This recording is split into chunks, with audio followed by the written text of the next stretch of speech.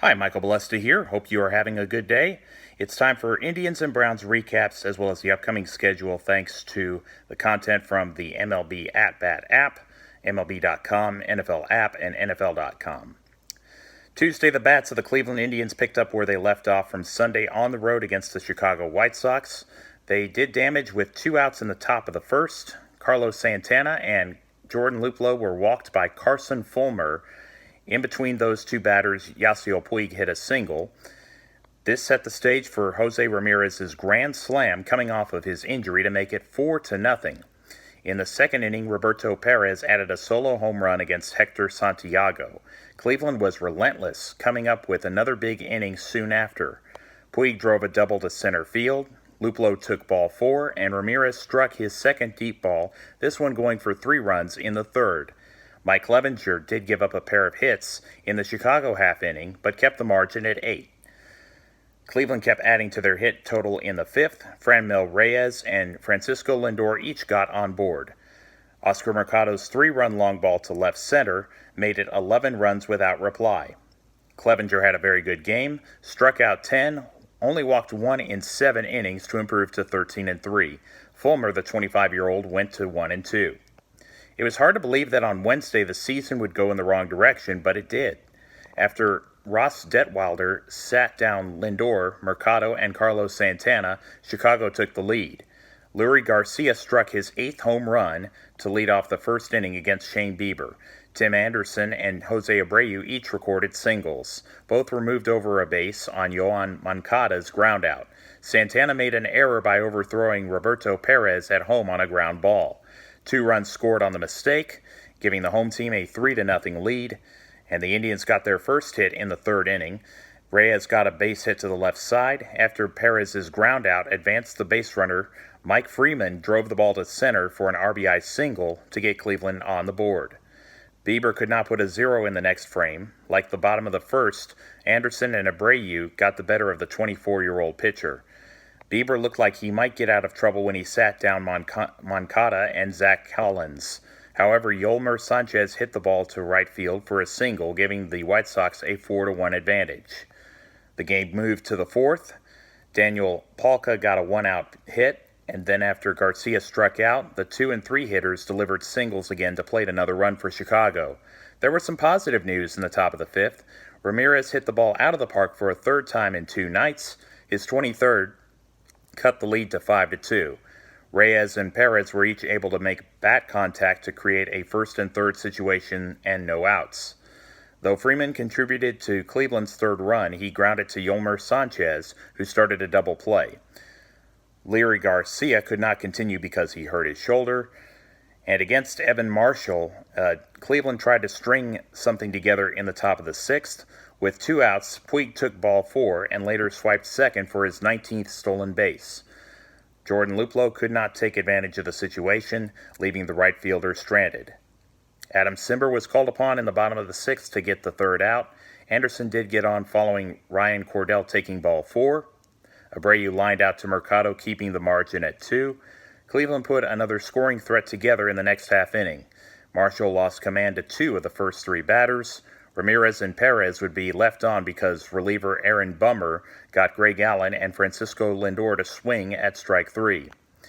Oliver Perez tried to keep the score at 5-3 in the 7th. He gave up hits to Moncada and Sanchez. Though he struck out Collins in between the 2 aforementioned batters, Oliver gave way to Tyler Clippard. The right-hander faced Wellington Castillo, and it did not end well. The pinch hitter went deep to left center field to break the game open. Chicago's lead went to 8-3. James Karinchak was called to stop any further damage. He would do so and get through the bottom of the 8th. And with 2 outs in the 9th inning, the Cleveland Indians kept fighting. Franmil Reyes hit a single and later advanced to scoring position after the second pitcher of the inning, Jace Fry, threw a wild pitch. Back-to-back walks by Roberto Perez and Yu Chang forced Chicago to go to Alex Colome. Lindor could not extend the game as he struck out swinging. Bieber dropped his 8th game against 15 wins. Detwilder went 5 innings to get his 3rd victory against 5 defeats. Colome picked up his 30th save of 2019. On Thursday, the Indians had a golden opportunity to get ahead in the second against Chicago pitcher Jose Ruiz. Reyes and Perez each singled, getting Cleveland to force the White Sox into their bullpen with 2 away. Things got better for the visiting team when Greg Allen took advantage of Moncada's error, which loaded the bases. Unfortunately, Palka caught Lindor's line drive, which kept the game scoreless. The game moved to the bottom of the fourth with Aaron Civale on the hill. Yoan Moncada and Zach Collins each got on with 1 out. James McCann launched his 18th long ball, putting Chicago in front. The next batter, Daniel Palka, made it a 4-run inning as he went to center field for his first home run of the year. That ended Civale's night, so Carlos Carrasco took over. Cleveland made sure there would be no more runs that inning. On the second out, Lindor tagged Adam Engel at second, who tried to run from first. The Indians went down in order in the next inning, and in the bottom of the fifth, the Tim Anderson-Jose Abreu combination was back in the works. Abreu's RBI triple put up Chicago's 5th run. 2 batters later, Collins hit his 3rd double, which ended Carrasco's night. Nick Whitgren picked up the final out before James Hoyt came in the 6th. Daniel Palka hit his 2nd home run of the evening to right center field. The White Sox capped off the scoring with Collins' hit off of Hunter Wood. That scored Abreu, who doubled 2 batters earlier. Hector Santiago recorded 3 strikeouts in the top of the 9th to preserve the shutout. Josh Osich remains a perfect 4-0, and Aaron Civale went a game under 500 at 3-4. Cleveland simply did not take care of business against the White Sox in the same manner as they did versus the Tigers and Royals. Friday, the Indians took on the Nationals for what turned out to be their final series of the year for Cleveland. Zach Plesac took on Austin Voth. Washington took the lead thanks to hits from Howie Kendrick, Kurt Suzuki, and Gerardo Parra, the last of which plated 2 runs. The 7 and 8 hitters made a contribution for Cleveland. Allen and Ryan Flaherty helped to get the deficit to 1. Pitcher Zach Plesac put down a sacrifice bunt to put Flaherty 90 feet from home plate. Ryan would get there after Lindor's sacrifice fly to center. Cleveland tied things up at 2. Plesac got out of trouble in the 3rd as Juan Soto and Kendrick were retired in a 1st and 2nd situation. Likewise, Washington had runners in the same spots the following inning. Zach got Voth to try to bunt, which was popped in the air to Roberto Perez. At the end of the sequence, Perez threw to Lindor to get Matt Adams out at second base for the double play. Cleveland could not produce a threat, and the Nationals were able to get back on the front foot as Nick Goody entered the game in the 6th. Soto, Adams, and Kurt Suzuki all got on base. With 1 away, Parra hit the ball far enough to score a run. His sac fly made it 3-2. Asdrubal Cabrera, a former player on the Indians, hit a 2-run double, and Cimber took Goody's place. The decision did not pay off because Trey Turner, the first batter, hit his 19th deep ball to make it 7-2, and Cleveland got their first base runner since the 3rd in the 7th inning. Mike Freeman struck a double to the left side against Hunter Strickland, but Perez, the catcher, whiffed on strike 3. Karinchak pitched the bottom half of the frame. Despite allowing Anthony Rendon to take first and go to second on a wild delivery, James settled down and picked up 3 outs.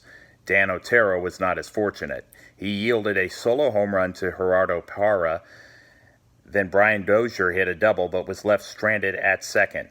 Tanner Rainey closed the game out in a non-save situation. Voth gained his 2nd win while Goody lost for just the 2nd time this year. Saturday's game saw Adam Plutko and Patrick Corbin on the mound to start. Corbin had a quick first. Plutko worked around a Turner double and Adam Eaton base on balls. Washington struck in the bottom of the 2nd. Ryan Zimmerman and Gerardo Parra hit singles to center. After Yan Gomes walked, Corbin's base hit to left field scored the first run of the game. 2 batters later, Adam Eaton went the same direction to make it 2-0. Anthony Rendon drove in 2 more on his 44th double. Following an intentional walk to Juan Soto, Asdrubal Cabrera went to the right side for an RBI single. Adam Plutko was chased out of the game for Hunter Wood. The 26-year-old got Zimmerman to fly out, but he gave up a grand slam to Parra before the first inning finished. It was 9-0. Andrew Velasquez started the 3rd inning with a double. Then Mike Freeman pinch hit for Hunter, and the left-handed batter, along with Bradley Zimmer and Francisco Lindor, struck out. The Indians broke the shutout in the next frame. Jordan Luplow hit his 14th deep ball. It got the bats going because Franmil Reyes doubled, and then after Jake Bauers went down on strikes, Yu Chang drew a walk. Eric Haas hit his initial home run to make it 4 runs without reply. Though it gave Cleveland life, they gave one back in the bottom of the 4th. Juan Soto took 2 bases on his hit to center field. After Cabrera took ball 4, Zimmerman drove in Soto with a single to the left side. The Indians kept making things interesting. Oscar Mercado came in for Jeffrey Rodriguez to pinch hit, but struck out swinging. Jordan Luplow got on base. Franmil Reyes connected on his 37th home run to get the game back to a more manageable situation at 10-6 in the 5th. Next inning, Freeman singled to center and was moved over by Zimmer. Mercado fouled out to Zimmerman to end the opportunity to creep closer. Luplow and Allen led off the 7th with walks. Jake Bauers grounded into a fielder's choice. Then Yu Chang was grounded into a double play. Though Cleveland got a home run off the bat of Jordan Luplow in the 9th, the missed chance in the 7th was costly. 10-7, Nationals was the final score. Plutko with the loss went to 7-5. Daniel Hudson was the winning pitcher, improving to 9-3. He pitched the 8th. Sunday was the last game of 2019. Lindor led off the top of the 1st with a double. Carlos Santana, though he grounded out, moved the shortstop over to third for the second out, but Reyes went down on strikes. Hits from Turner and Soto gave Washington the lead in their first set of at-bats. The Indians put Chang and Bauers on with one away, but both Kevin Plawecki and Mike Clevinger were retired in the second inning. Things were brighter in the top of the 3rd. Lindor finished his home run tally at 32. That tied the game at 1. Clevinger got the first 2 outs in the next half inning, but the game turned here. Adam Eaton got a free pass, then took second on a stolen base. Kurt Suzuki's 2-run homer made it 3-1. The game was broken open in the 6th inning. Michael A. Taylor and Victor Robles both got on and were aggressive on the base paths. Brian Dozier rewarded them with a hit to right field to widen Washington's lead to 4. Wilmer Defoe and Parra strung together hits. The latter increased the gap with an RBI double. Cleveland led off the 7th inning with base hits from Jake Bauers and Kevin Plawecki. After Eric Haas and Francisco Lindor could not advance the runners, the inning was left up to Bradley Zimmer. The visitors received a break when Aaron Barrett threw a wild pitch, scoring Bauers from third. Zimmer walked to create a first and second situation. Greg Allen on a full count flew out to Taylor. Washington threatened in their half of the 7th, but Nick Whitgren got Matt Adams to pop out. Then Zimmerman looked at strike 3. Cleveland could not apply any pressure in the 8th, then sent in Carrasco to pitch. 3 straight hits by Dozier, Defoe, and Parra restored the Nationals' 6-run lead. The game went to the top of the 9th. Bauers drew a leadoff walk, only for Oscar Mercado to hit into a double play. Haas then grounded out to end the game and the season.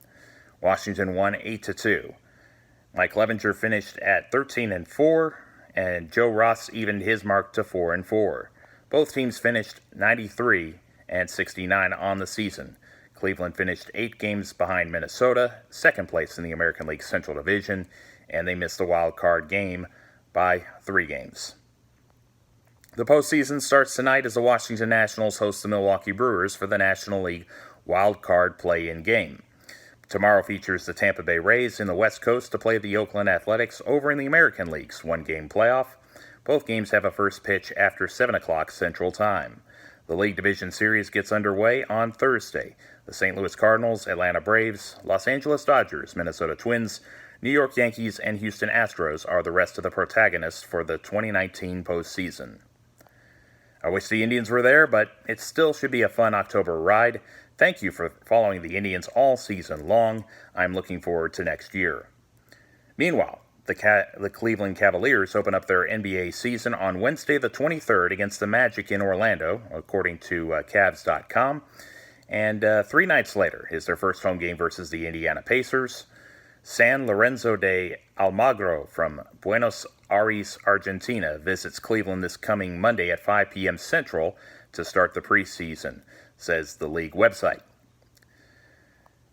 Sunday was a pleasant experience for the Cleveland Browns. Prior to this Week 4 meeting, Cleveland was in search of their first win in Baltimore since 2015.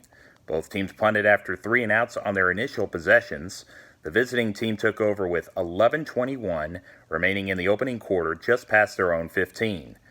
Baker Mayfield started out the series with a pass which went to Jarvis Landry for 16. 3 plays later, Damian Ratley was the recipient of a 10-yard gain on 3rd and 7.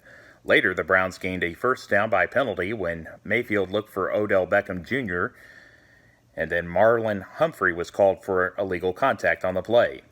Things did not look good when Ratley was penalized for an illegal blindside block, creating 1st and 25 at the Cleveland 42.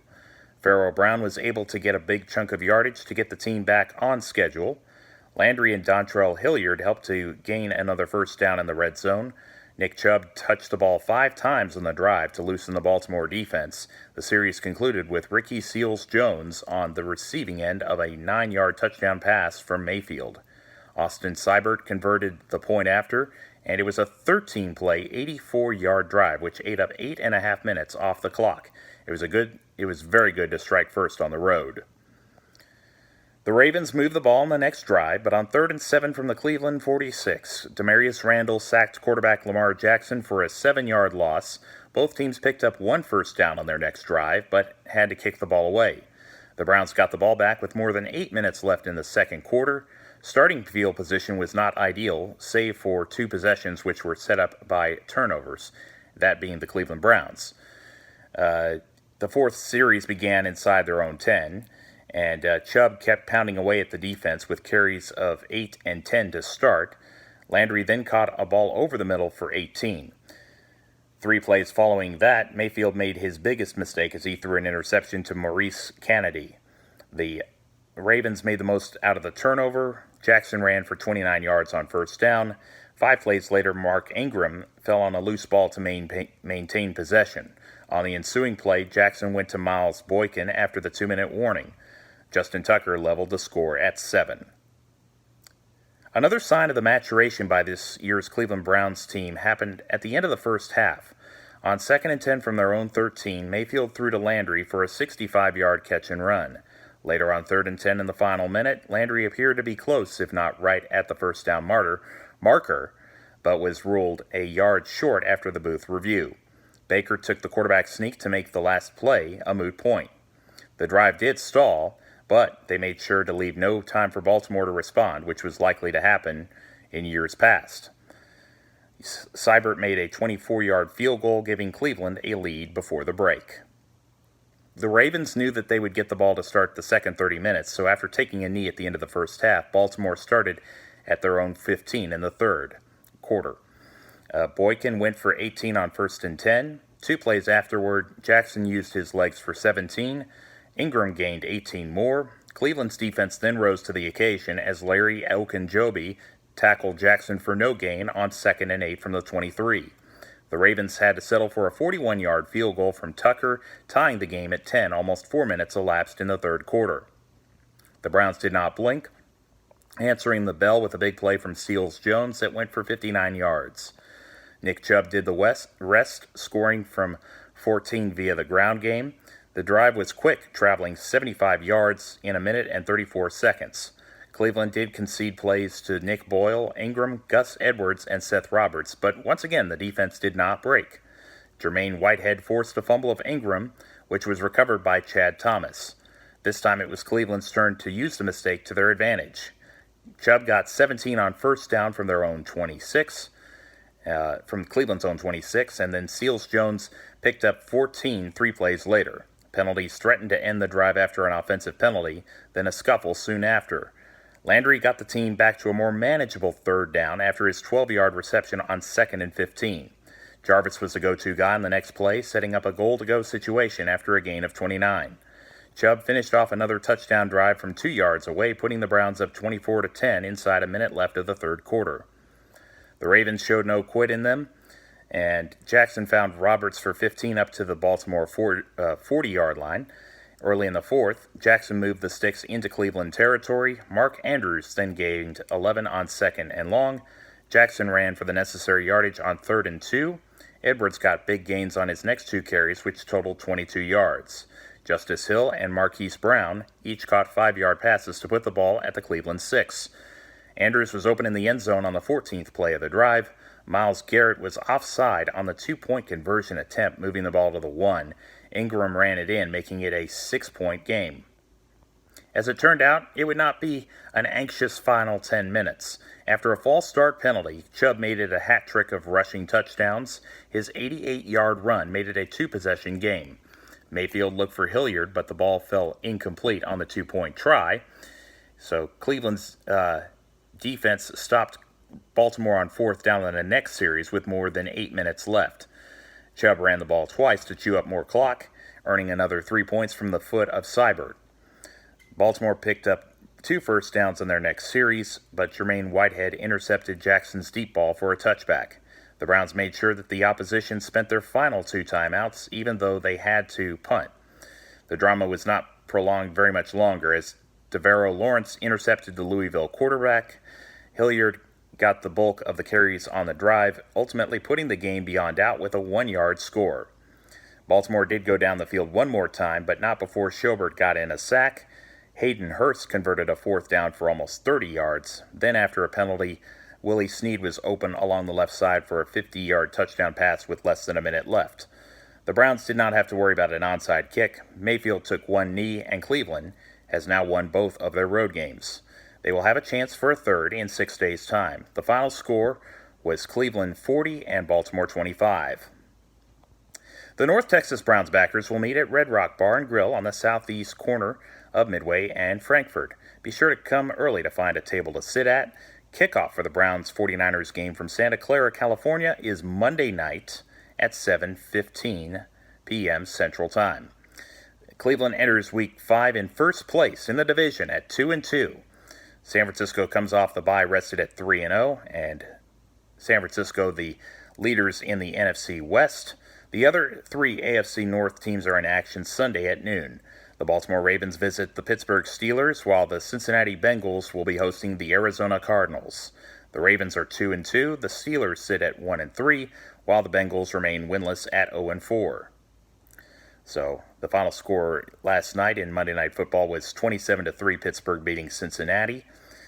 And that is how things stand in that division.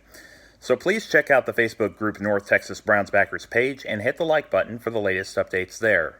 The text of this blog is available at http://www.mjbolesta2 as in the number 2 blog.wordpress.com.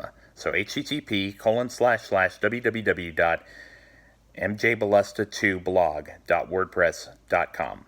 I'm on Twitter at mjbolesta2, on Facebook at Michael Bolesta, and on Instagram at mjbolesta2. Archive videos on YouTube can be found by searching Michael Bolesta Roman numeral 2 and put that in under the magnifying glass on the YouTube app or on youtube.com. If you could, I would love your feedback on the comments section, and if you like what you see, please hit the like and subscribe buttons. Thank you so much. May you have a great day, and thank you for watching. May God bless you.